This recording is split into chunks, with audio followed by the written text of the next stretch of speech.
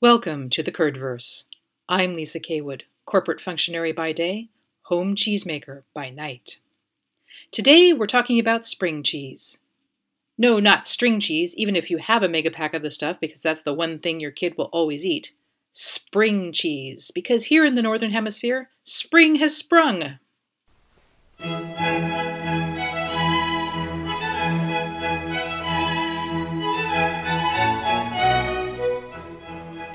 You might be wondering what makes something a spring cheese. What difference does it make what season it is?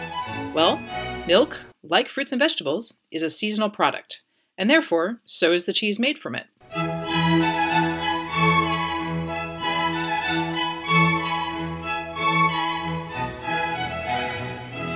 Now, I admit this tends not to be terribly obvious to those of us whose source of milk and other dairy products has always been supermarkets. That's because our food system, especially in North America, strives mightily for absolute consistency and conformance to a specific ideal in everything we eat. So we don't get weird-shaped fruits and vegetables in our stores, no carrots with 3 limbs, no Siamese twin tomatoes. Those occur in the field, of course, but they get sorted out and fed to livestock rather than being offered to human consumers. And similarly, large dairy producers work very hard to obscure the seasonal differences in milk from the average consumer. So it's always there, and when you pour yourself a glass of milk, it's the same every time. I've got a blog over on the website about how liquid milk producers iron out the variability for us. There's a link to it in the show notes. In reality, the natural composition of milk varies a lot based on 2 major factors: where the mother animal is in her lactation cycle and what she's eating. In spring, in much of the Northern Hemisphere, animals are transitioning from a lot of stored, relatively dry feed to fresher food. And what that fresher food is, grass speckled with mountain wildflowers, or fresh green shrubbery leaves, or fresh alfalfa and the stems and trimmings from spring fruit and vegetable crops. That varies a lot from one place to the next.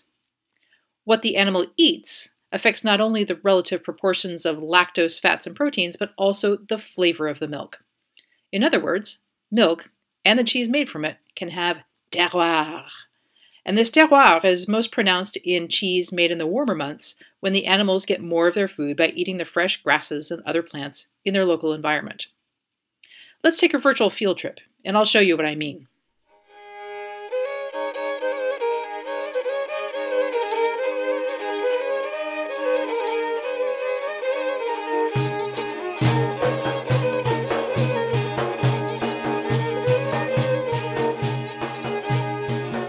Just about 3 years ago, I visited the island of Crete in late March. Crete is the largest of the Greek islands, a long, narrow rectangle with several groups of mountains forming a spine along the middle. The mountains are fairly high, 4,000 to 8,000 feet or 12 to 2,400 meters, and they drop quite rapidly down to the coastline. The higher elevations tend to be rocky, with sparse vegetation. Olive groves are nestled in valley corridors between the mountain groups, but otherwise there aren't that many trees. In the wetter northwest of the island, there's plenty of bright green grass at that time of year, and it contrasts sharply with iron-red soil. It's gorgeous. Elsewhere, grass is sparser, especially in the higher elevations and in the drier east. And it's heavily intermixed with all kinds of tiny little wildflowers and lots of wild oregano and thyme, herbs with tiny leaves that spread flat across the ground, unbothered by the wind, and there's always wind. When you walk off-road in the spring, every step you take releases the scent of oregano. Crete, like most of Greece, is sheep and goat country. And the sheep and goats, they're everywhere, wandering all over the place, eating all of that oregano and thyme and wildflowers. One rainy day, we stopped for lunch on the central Lassiti Plateau to visit one of Zeus's cave birthplaces. There are several, scattered throughout Greece. He apparently was born several times. After the main dish of lemon-marinated roast pork, green beans, and fried potatoes, we were presented with more bread and a plate of fresh, spreadable sheep cheese that tasted just like sweet, fresh milk, mixed with flowers and green grasses. It was fantastic. Now, further to the north and west from Crete, the French happily celebrate the arrival of the peak season for their little fresh lactic-set goat cheeses. It's not quite the same level of intensity of the annual Beaujolais release, But the focus on salads with the local goat cheese and artistic displays in cheese shops is pretty hard to miss. So these little goat cheeses include leaf-wrapped Banon, Cabecou, Chaberchou de Poitou, Chavignol, and so on. If you're wondering why those all sound very similar, it's because they're all derived from the French word for goat, chèvre. These cheeses are often the size of a hockey puck, or maybe two stacked one on top of each other, so they age quite quickly. The young ones are typically eaten at 10 to 14 days old, so you can really taste the character of the fresh spring milk. By the time they're about a month old, they've typically dried out enough to be pungent, crumbling or grating cheeses. These goat cheeses are made all over France, from the lower Alps to the Atlantic coast and from the temperate, well-watered plains of the Seine and Loire valleys in the north to the warmer and drier regions of Provence and the lower Rhone. And they're made from a bunch of different goat breeds whose milks all have slightly different properties. They graze on very different plants. The game then with these goat cheeses is to taste for terroir. If you happen to be in France in the spring or early summer, congratulations, because in many cases, the AOC versions of these cheeses are made with raw milk and aren't available in the US. On the other hand, higher-end US cheesemongers, many of whom do mail order by the way, carry pasteurized versions of the same cheeses, and American cheesemakers are increasingly making their own versions as well. Now, the reason we associate lambs with spring versus, say, calves is because sheep and goats are very strongly seasonal breeders. In sheep and goats, fresh pasture and the breeding cycle usually line up pretty neatly. That is, they only come into heat for limited periods during the year, usually late summer or early fall, and again 6 months later.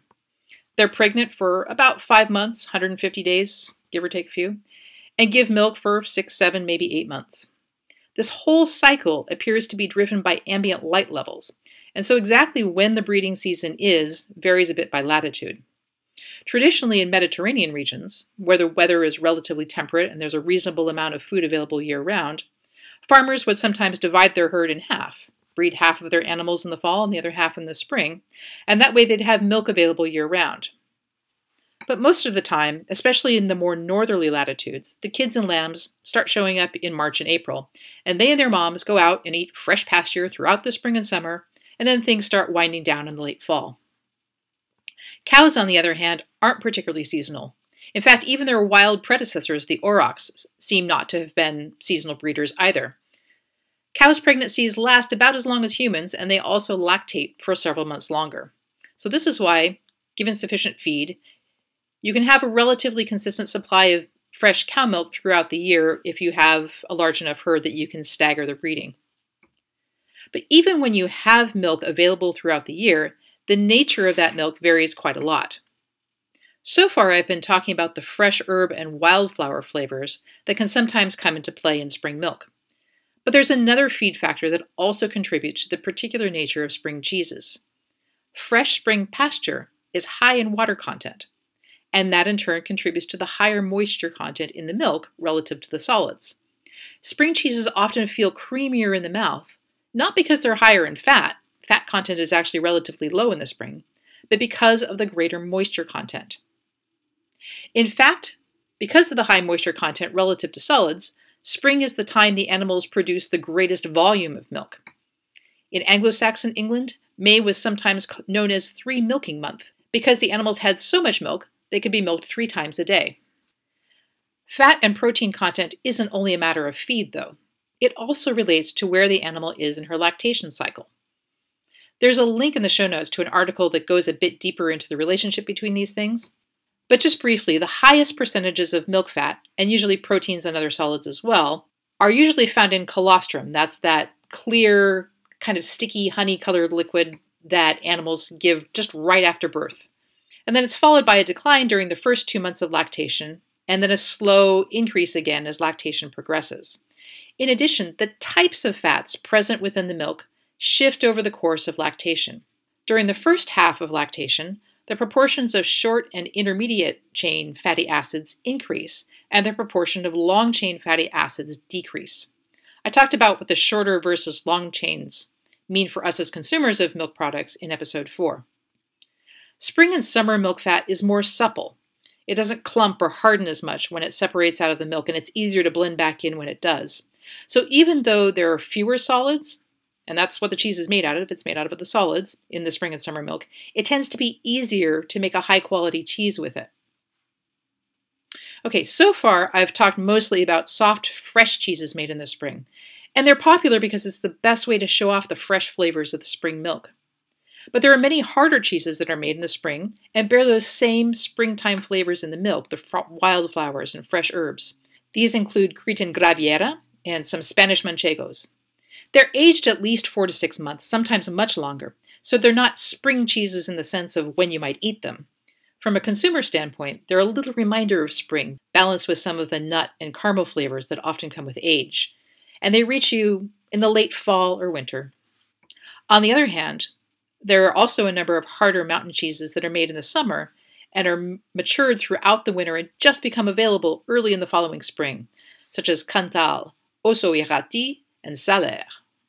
So the fun news is, if you want to put together a nice cheese tray featuring, say, all the cheeses that are at their best right now in spring, you can easily choose a nice variety of softer and harder cheeses. I'll talk more about seasonality and other considerations when it comes to cheese trays in a future episode. In the meantime, I'm going to be taking a field trip for a couple weeks, a real one, not a virtual one, to Spain and Portugal. Officially, the trip has to do with my corporate functionary duties, but I'm sure I'll find a way to connect to some cheeses while I'm there, and I'll report on my findings when I get back. So please join me again next time as we once again enter the Curdverse.